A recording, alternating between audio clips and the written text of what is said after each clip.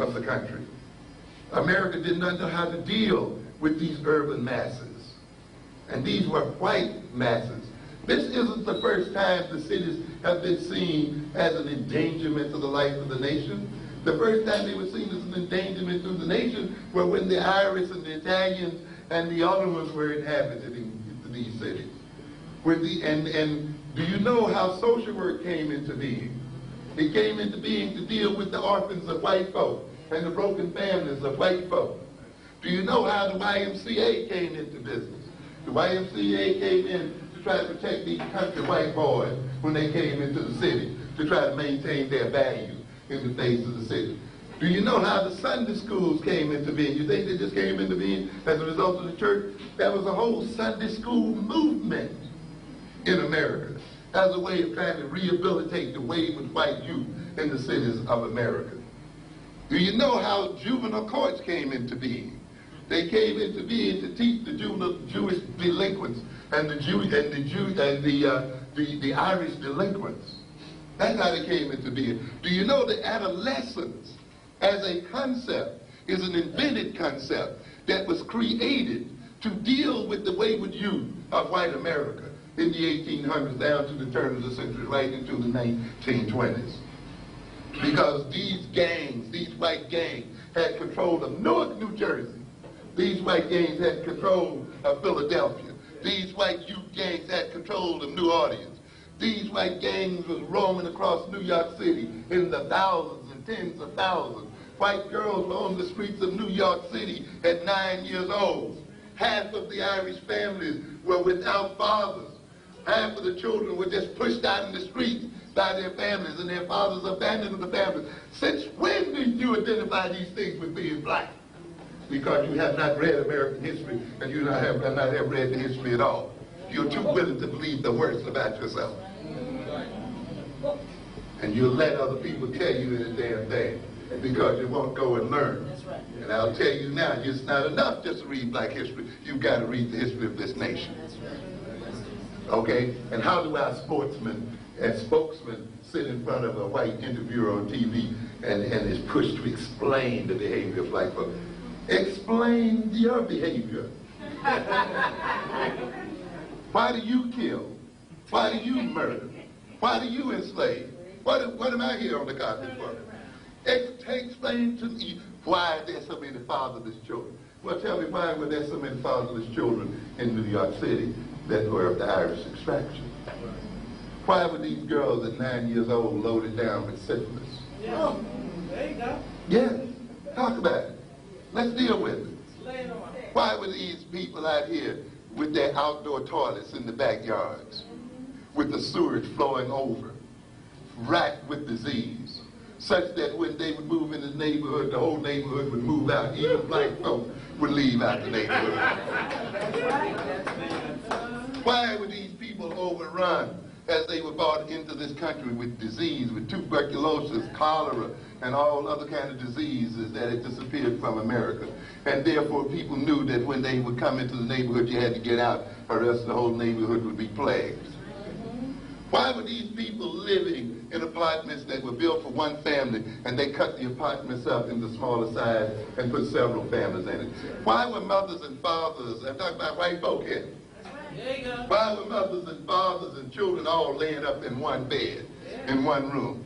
Why did they have little boys' hotels where they fed them pork and beans and let them sleep standing up in a halter for 12 cents a night?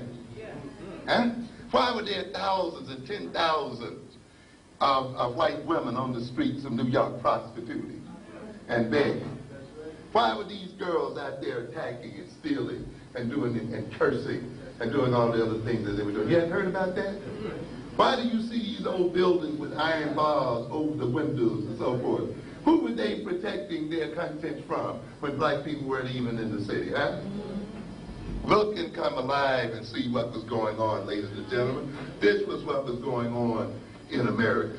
Why is it now today then, in an effort to save their youth, the whites then defined adolescence as a separate category from adulthood and gave it special characteristics and created a special court for these children? And nowadays, now that the black children are the ones that are the center and focus of criminality. They are redefining adolescence out of existence and saying now that they're going to treat 12 and 13-year-olds as adults. You must understand the politics of crime and understand the game that is being played here. You have to see that.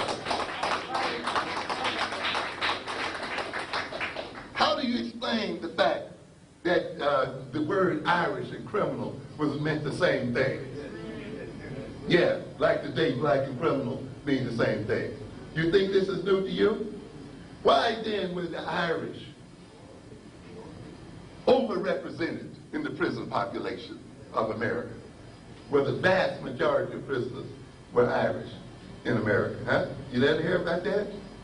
Why did people get elected to political office running against the criminality of Irish people and running against the criminality of foreigners and strangers? So that you had the American Party, these so-called know-nothings, who elected several governors, who elected many congressmen, who took control of state legislatures running against the criminality of these folk. These Irish people weren't even seen as white people by other people. Why then did you have the shanty Irish and the lace curtain Irish?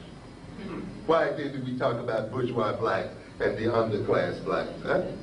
In other words, you see, if you study that history stuff, you'll begin to see some principles operating here that have little or nothing to do with race, that are not intrinsically related to our Africanness or our blackness, but is related to the political design of a system, related to the very criminal nature of a society that is designed to rob poor people of their dignity and to rob poor people of their wealth and to destroy poor people, such that it locks poor people up regardless of race, so that it locks outsiders up regardless of race, so that it locks people up who are seen as strange and foreign regardless of race, so that it attacks them as criminals and locks them up so that it can convince itself and those people that they are the greatest threat to the society and not the people who are locking them up. Yes. So that the focus can be on those who are being locked up and crime can be defined in terms of the pictures you see on the TV show of those who are being locked up and handcuffed, and not the crime of the ruling classes who are impoverishing these people and destroying their very lives. So that we cannot focus on the reconstruction of this society and see our goal is merely the reconstruction of the criminal and the rehabilitation of those families who are supposedly in trouble, and not the rehabilitation of these overfed white people and greedy pigs.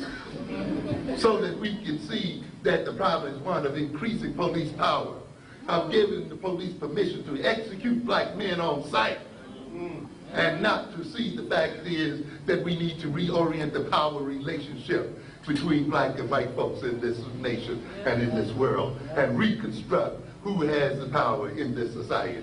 But as long as you see yourself as criminal, as long as you let the other people convince you that we are criminals, as long as we see the criminal as the poor boy on the street, we don't see the criminal as the ones in the suites. We don't see ourselves then, and we don't see the necessity of changing our economic circumstances and getting in control of our wealth. We don't see the necessity of bringing these white men to heel and changing the power relations and the economic relations in this world. We only want to focus on manhood training and only want to focus on trying to change the values of these kids. Focus on manhood training, but train them to be men enough to deal with white men. Train them to be men enough to change men. This is what we are talking about.